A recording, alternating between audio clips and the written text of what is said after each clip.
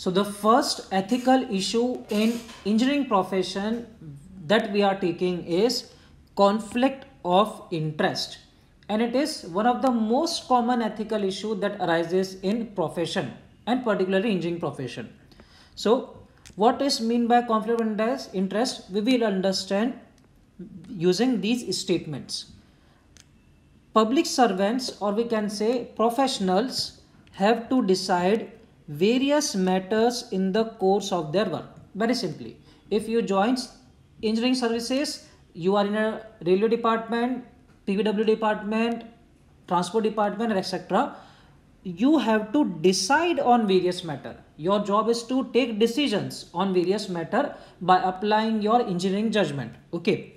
Now, in doing so, the professional, that is they implies professionals, have to act in a detached and disinterested manner, keeping in view only the relevant facts and laws. So understand this statement properly, that first of all you have to decide on various issues. Okay, obviously you will decide on various issues by applying the knowledge, the engineering knowledge, that is facts, and the rules regulation of your organization.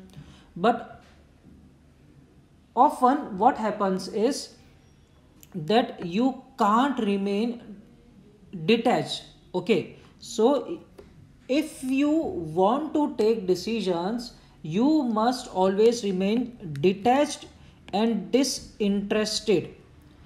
Now, how you remain detached and how you remain disinterested, it becomes contradictory, because you are deciding on that issue, so you must have an interest in that issue, obviously, and you can't remain detached to it. You have to take an attachment with that issue. Okay, but understand that you have to take the interest in that issue which relates to the organizational work only. You have to remain detached from the personal point of view. This will become clear, more clear in the next statement. What happens is that sometimes it may happen that a public servant has a personal interest in a matter he or she has to decide. Okay, so what we are focusing is that suppose there is a issue which arises in your organization and you have to decide on that. So you have to decide on that issue only from the professional point of view, organizational point of view. You have to remain detached from the personal interest, if any, arises in that issue. Okay, so if suppose what occurs is, actually there is a situation occurs or issue occurs where there is professional interest and there is also personal interest. Then here there are two interests, professional and personal, and in that situation conflict of interest arises. Okay, so now we have understood what is mean by conflict of interest. In other words, that is personal interest and official duties are in conflict. Okay, so we will study this last statement later on.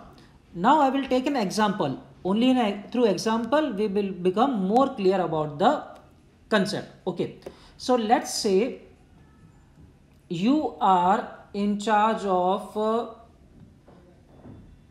you are in a procurement department. Okay, you are in a procurement department or stores department of railway. Okay, and you are posted in a town, and coincidentally what happens is, in that town the vendor, there are various vendors which supply an equipment, and one of the vendor is your relative. Okay, so as a engineer in procurement department, as an engineer in procurement department, you have to decide to which vendor you will give the tender. You have to decide. Okay, this is in your authority. So there is obviously an organizational duty or official duty to decide on that matter, to offer tender to a vendor. Now what is happening is, one among the interested vendor is your relative. So here there is a personal interest which gets attached with the issue. So in this case we can say there is a conflict of interest. If you think from official point of view, you have to give tender to the most eligible vendor, the most eligible party. But from the personal interest point of view, your thought or your emotions will be towards giving the tender to your relative, the vendor which is your relative. So here there are two interested, the organizational interest, official duties, and the second one is personal interest. So here conflict of interest is arising. I can take another example. Let's say you have become a senior in your organization.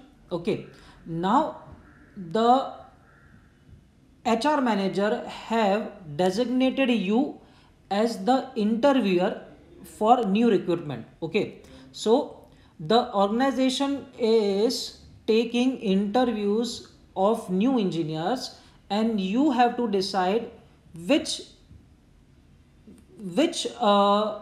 aspirant or which candidate you have to select. Okay, now again what has happened is, one of the candidate is your college junior.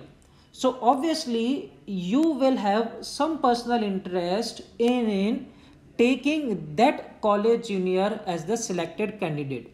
So again there is a personal interest which got related with the official interest.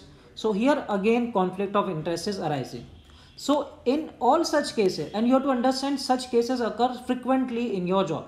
So in all such cases, what is the most appropriate action? The most appropriate action is that the person should rescue him or herself from such matters or situations. That is, whenever there are conflict of interest, that is there is official interest and personal interest, the person should rescue himself or herself from that issue. Okay, so if there is such type of behavior or such action, then we can say that you are following the objectivity, integrity values in your profession. Okay, so this was one of the most frequent or common ethical issue that arise in a profession, that is conflict of interest. Okay, so we have understood what is mean by this, and we have taken the examples, and we have also understood what a person or a professional must do, and we have understood that he must rescue himself or herself. Okay, and suppose there is no option of rescuing, then obviously you must remain detached, you must remain detached or disinterested when you are deciding on that issue. Whatever your personal interest are there in that issue. Okay, so you have to just keep your personal interest aside, and you must decide on that issue only from the official or organizational interest point of view. Okay, so this was the first ethical issue, conflict of interest. Thank you.